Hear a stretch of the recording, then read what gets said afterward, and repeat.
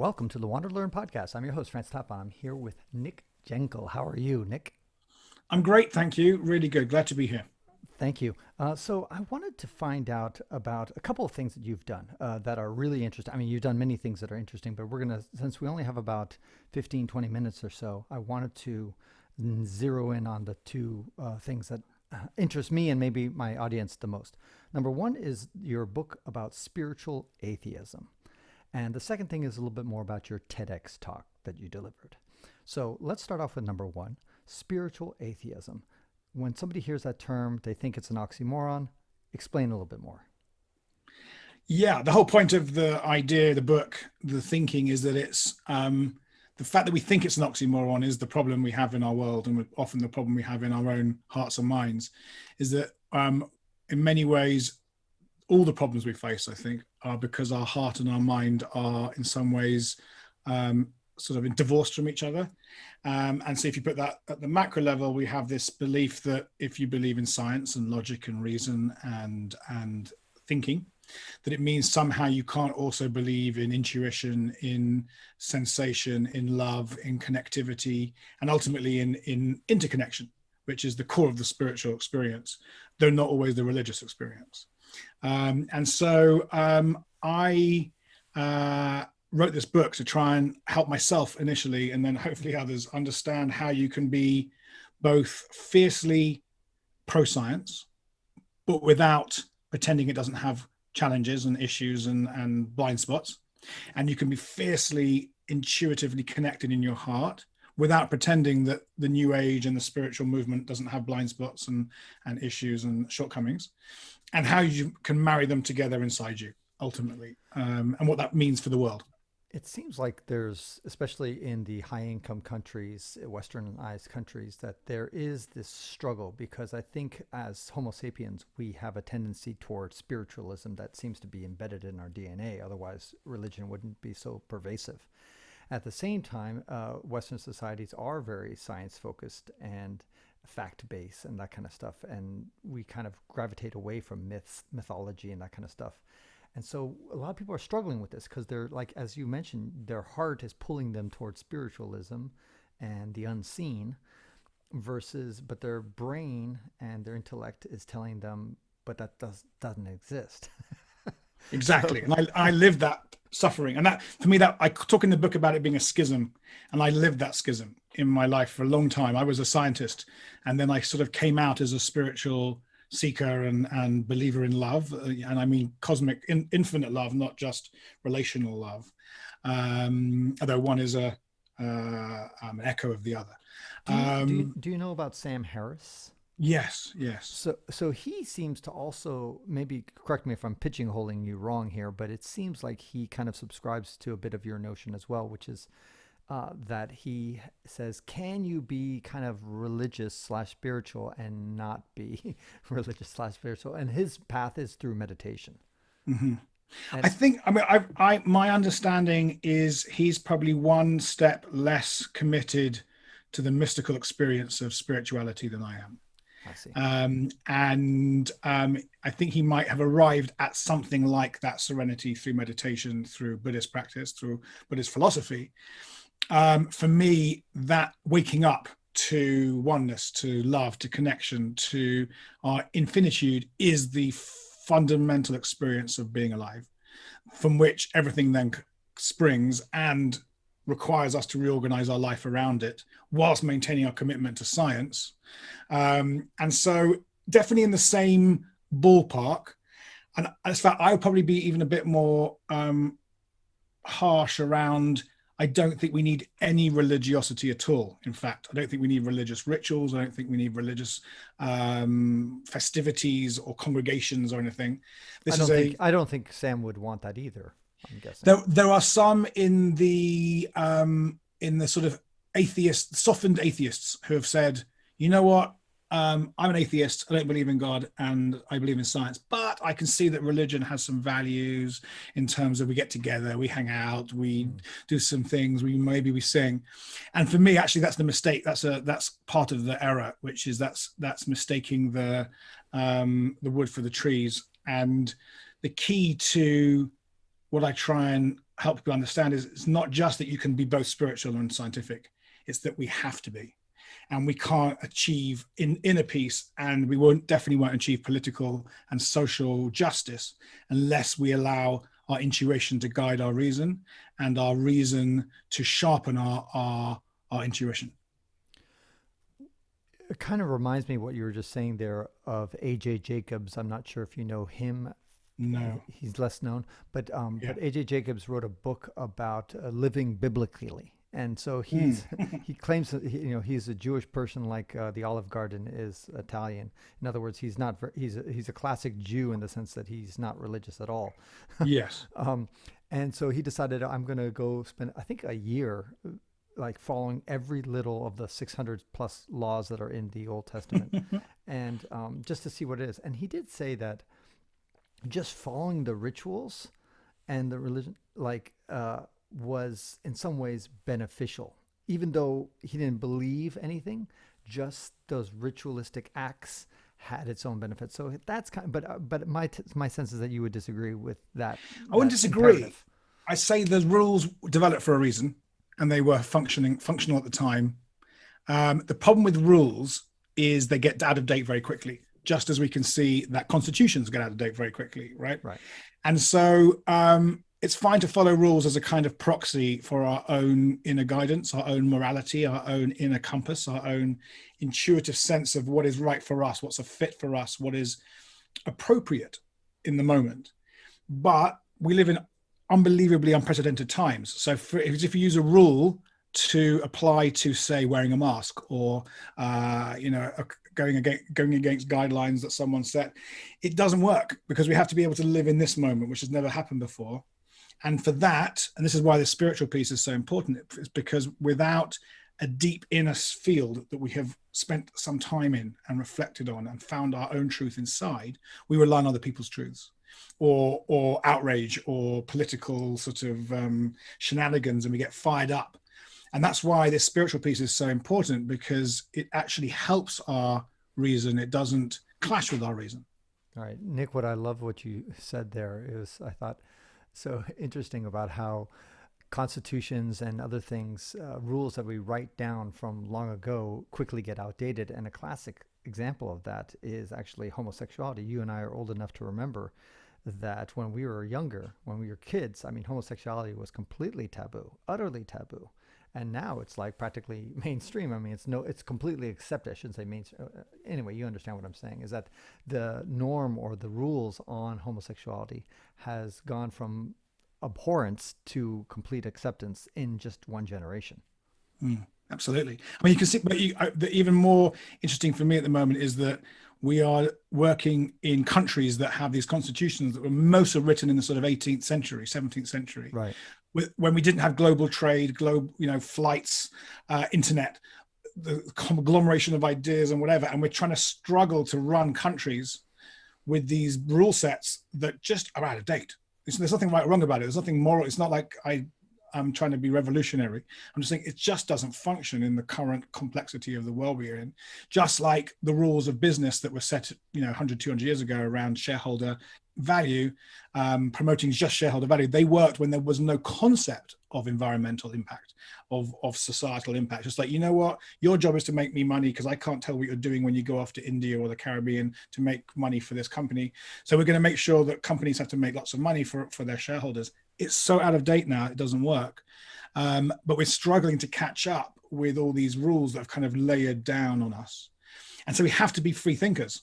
But it doesn't mean revolution, being a sort of radical just for the point of being a radical and just going, I don't believe in the system, I'm stick it to the man. Because the system's, again, it's there for a reason. It has functioning uses. It's helpful. And this level of discernment and refinement within us is the work of spirituality. And it's the work of critical thinking. And the two should come together. The problem I think we've got at the moment is a lot of people think spirituality is going to yoga and having a hug and lighting some incense candles or some sage. I love all that stuff. My wife literally just saged my office. But that's not the thing itself, right? The thing itself is, how do I make good decisions using what my intellect, as you said, the intellect tells me, what I've read, researched, looked at the newspapers, and I've read some studies, and then what my heart feels. And the great example, actually, this was in Spiritual Atheism, and for some reason I took it out. It's about 5 pages about immunizations and about vaccinations, which of course is going to be one of the great talking points of the next 2 or 3 years is, do I or don't I? Do I for my kids, don't I? Do I let my 90-year-old parent, do I, don't I? And this is a great example of where we have to understand the science as best we can. And we're not scientists, a lot of us, so do our best. We, struggle with some science papers, look at some research, and then we have to meditate and reflect and say, what is right for me, first of all, risks and rewards. Also, what's right for society, because it's not just me here, I'm not on my own. And this is going to be a great testing point for ourselves as humans, is can we make good decisions about things that really do affect a lot of people. What about the decision of travel and how that could lead you to spiritual atheism? You talk about that a little bit in But your it kind book. of did. So in my book, there's an entire chapter on travel and actually my experiences initially in Africa, just because that was the first place I went that was fully different. And one of the things I like to say is I went to Africa. I was 19. Which Actually, I part? was Which country 18. in Africa, or which region? I went to Zimbabwe, and I was 18, and I was given a job in the Ministry of Education in Zimbabwe, in a village in the middle of nowhere, teaching science. I just finished my own high school, A levels in England, high school diploma, whatever you want to call it. So I had no experience of teaching. I had no training. I was literally in a place, there's no toilet, there was no electricity, no running water. It was proper mud hut style. And I was like 2 days out of London. I'm suddenly in a mud hut, and I'm supposed to, in front of a class of 40 people with a chalkboard with pocked marks in the board, old school chalkboard, just painted black on a cement wall. And I like to say that I went to Africa spoilt, upper middle class, kind of semi-hipster Jew from northwest London, like a Jewish prince. And I came back profoundly humbled by how little I knew about humankind and relationships and community, and how that was a big awakening to me of other ways of knowing, maybe indigenous ways of knowing, other cultures, just how different their lenses are, their frames are, and how much we can learn from that. And but the first 6 months of that travel experience, I resisted it. I pushed it away. I was irritated by it. I was like, God, I can't wait to get to the city, Harare or Johannesburg, to get to the hotel and the buffet and the hot shower, all the things I thought I needed. And for about 6 months, I resisted this utterly different culture to my own. And then once I finally stopped resisting and let it go, let my resistance go, my walls, my barriers, in came this wisdom and knowledge from centuries of living with very little material stuff, but huge amounts of relational capital, of connectivity. And then I repeated that experience in India and South America, where I was going there with my mindset and pushing against their world, judging it, separating myself from people, being better, obviously, because I'm a Westerner and I'm a blah, blah, blah, blah. And one of the great, so I've had taken so much from travel. And in fact, so much so, I don't know if you know this, I actually pitched a transformational travel show to Lonely Planet TV about 10 years ago, because I believe so much that travel can be a different way in to spiritual awakening, or just even just shaking up of our mind, of transformation, than meditation or psychedelics or any of these other routes. It's a route of its own. Right. But we have to be careful not to go there as a kind of, I don't know what you call it, a kind of cultural magpie, taking, and treating it like a workshop, and finding some way to have reciprocity. So we give something. I don't necessarily mean build a school. I just mean emotionally being part of where you're at and giving yourself to it. Nick, what would you advise somebody who's listening to this? Because I agree with you. I mean, my TEDx talk was called "How Travel Transforms You," and so we're thinking the same lines there. But what would somebody who's listening to this, what would you advise them if they say, "Okay, I kind of buy into this, what you're saying. Where should I go? What should I do? What kind of is a sabbatical? Can I go for a weekend? Where should I go Do I need to go to Zimbabwe too? Definitely not. It's probably not safe now anyway. I don't know. I think the first thing to do it would be to follow your curiosity. Scratch the itch of wherever you've been. You've read a poem from somewhere, or you've seen it on a cooking show. Where it doesn't matter. Just follow your hunches, your inner wisdom. Listen to it. Just go there. Obviously, the longer you spend, the more you commit. Often, the more you get back. It's very hard to get a full transformative experience from a few minutes, a couple of weeks in a resort. Second thing is, don't go to a resort. You're not going to get literally. I call it the Marriott effect. The whole point of Hiltons and Marriotts is so that people can travel like as if they're at home and they don't have to deal with any of the inconveniences. But the point of travel is the inconveniences, because it's the inconveniences and discomforts that show us where we've got stuff for ourselves that we don't have to have. And in fact, and this is where it's so interesting, because one of the things I often talk about, the spiritual path, the genuine spiritual path, is it's about discomfort and inconvenience. And in many ways, travel is about discomfort and inconvenience, proper travel. Right. And I think that that's especially true for people who come from high income societies, because I think if Absolutely. you're from Zimbabwe, for example, when they like to travel, they do actually want to go to Disneyland, and they actually deserve to go to the Marriott because they put up with day-to-day inconveniences that you and I don't put up with. So Exactly. I imagine For them, that's the joy. Oh my God, I'm in a Hilton. This is amazing. And I don't mean you have to become some kind of neo shaman who suddenly lives off the earth and doesn't even use a knife and using a sharp tool. That's also, false. I would call that false consciousness. That's kind of, you can be yourself. You can bring yourself. You can bring your bits and bobs and your stuff. But for me, the greatest moments have been when I've missed a bus and ended up spending 3 hours talking to someone, or when where I've been sick, or any of these things. I'm not saying, go and drink the water and get amoebic dysentery like I did. I wouldn't recommend that. But there's still opportunities for growth and gratitude in these strange experiences. And I guess one of the discernments is whether you're going on holiday or whether you're going traveling. And I think that's kind of a start point. right. We've got 5 minutes left. So in the last couple of minutes, I wanted to talk more about your TEDx talk. And if you listen to it, and I'll put a link in the show notes for those who want to see it, and they should see it. What are things that you wish you would have said or clarify, or questions that people came up with afterwards to you and say, hey, Nick, I didn't really understand this, or could you talk more about this? Anyway. Well, I've actually done two, and so I don't know which one that you've seen, but I imagine it's the more recent one. And actually, that was an interesting. There's nothing I can remember that I would go, that was wrong or different or whatever. One thing I did remember from it is I was told about who the audience mainly were, like a couple of minutes before the actual talk, and I thought it was a kind of more like a kind of, let's call it an ideas audience. And it was actually more of a health and well-being, doctors, nurses, mental health practitioners. So very last minute, bearing in mind I work in transformation and healing of trauma and pain, emotional pain and suffering. I try to sort of tailor it to that audience, whereas the video I was hoping to get from it was a slightly different video. So I was trying to serve my audience whilst also trying to have a video that that would be of value to me and other people who weren't from that particular area.